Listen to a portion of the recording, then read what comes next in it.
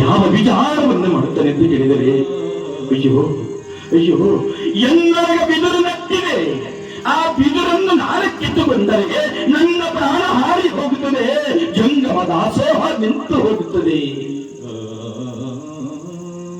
ಜಂಗಮ ದಾಸೋಹ ನಿಲ್ಲಬಾರದು, ಶರಣತ್ವದ ಕಾಯಕ ನಿಲ್ಲಬಾರದು ಅಂತ ತಿಳ್ಕೊಂಡು ಯಾವಾಗ ಹೊಟ್ಟಿ ಒಳಗೆ ನಟ್ಟಿರುವಂತ ಬಿದುರನ್ನೇ ಆ ಹೊಟ್ಟಿ ತನಕ ಅಲ್ಲೇ ಬಿಡ್ತಾನೆ, ಅದನ್ನು ಕಡ್ಕೊಳ್ತಾನೆ. ಹೊಟ್ಟಿ ಒಳಗೆ ನಟ್ಟಿರುವಂತ ಬಿದುರು ನೇರವಾಗಿ ಹಾಗೇ ಇದೆ, ರಕ್ತಧಾರಾಕರವಾಗಿ ಸುರಿಯುತ್ತದೆ. ತನ್ನ ತಲೆಗೆ ಸುತ್ತಿರುವಂತ ವಸ್ತ್ರವನ್ನು ತೆಗೆದುಕೊಂಡು ಜೋರಾಗಿ ಹೊಟ್ಟಿಗೆ ಕಟ್ಟುತ್ತಾನೆ. ಕಟ್ಟಿದ ಆ ಬಿದುರು ಹೊರಗಡೆ ಬಂದು ನೋಡ್ತಾನೆ. ಇನ್ನೊಂದೇನು ಅರ್ಧ ಗಂಟೆಯೊಳಗ ಸೂರ್ಯ ತನ್ನ ತಾಯಿಯ ಮಡಿಲಿನಲ್ಲಿ ಐಕ್ಯವಾಗತಕ್ಕಂಥ ಸಂದರ್ಭ. ಅಂದರೆ ಶರಣರ ಕಾಯಕ ಏನಾಗಿತ್ತು ಅಂತ ಕೇಳಿದರೆ, ಸೂರ್ಯ ಮುಳುಗುವುದರೊಳಗಾಗಿ ಜಂಗಮ ದಾಸೋಹದ ಕಾರ್ಯವನ್ನು ಮಾಡುವಂತ ಕಲ್ಯಾಣದ ಶರಣರು.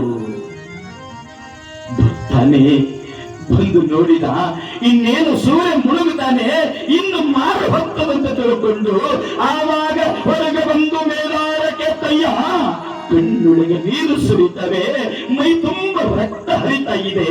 ಆವಾಗ ಕೆತ್ತಯ್ಯ ಬಂದು ಆವಾಗ ಆ ಸೂರ್ಯ ದೇವನಿಗೆ ಕರಮುಗಿದು, ಆ ಸೂರ್ಯ ದೇವನಿಗೆ ಕರಮುಗಿದು ಮೇಲಾರಕ್ಕೆ ತಯ್ಯ ಕೇಳ್ತಾನೆ, ಎಲ್ಲೋ ಸೂರ್ಯ ದೇವನೇ, ಎಲ್ಲೋ ಸೂರ್ಯ ದೇವನೇ, ಜಂಗಮ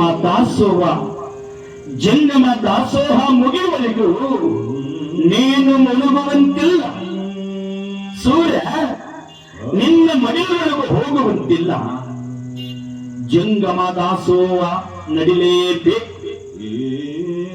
ಎಲ್ಲೋ ಸೂರ್ಯ ದೇವನೇ, ಜಂಗಮ ದಾಸೋಹ ಆಗುವವರೆಗೂ ನೀನು ಮುಳುಗು ಕೂಡಲು ಒಂದು ವೇಳೆ ಮುಳುಗಿದ್ದೆಯಾದರೆ ಕಲ್ಯಾಣದ ಶರಣರ ಆಣಿ ಅಂತ ತಿಳ್ಕೊಂಡು ಆಣಿಯ ನಿತ್ತ ಮೇಲಾರ ಕೆತ್ತಯ್ಯ.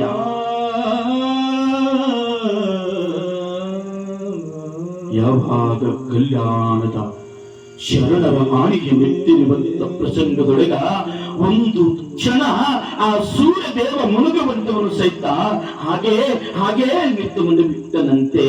ಇತ್ತ ಕಡೆಗೆ ಆ ಹೊಟ್ಟೆ ಬೆಳಗ್ಗೆ ನೆಟ್ಟಿರುವಂತ ಬಿದುರು ಕಿತ್ತುಕೊಳ್ಳಲಿಲ್ಲ, ಹಾಗೇ ವಸ್ತ್ರವನ್ನು ಕಟ್ಟಿಕೊಂಡಿದ್ದನಲ್ಲ, ಬಿದುರನ್ನು ಕಡಿತಾನೆ.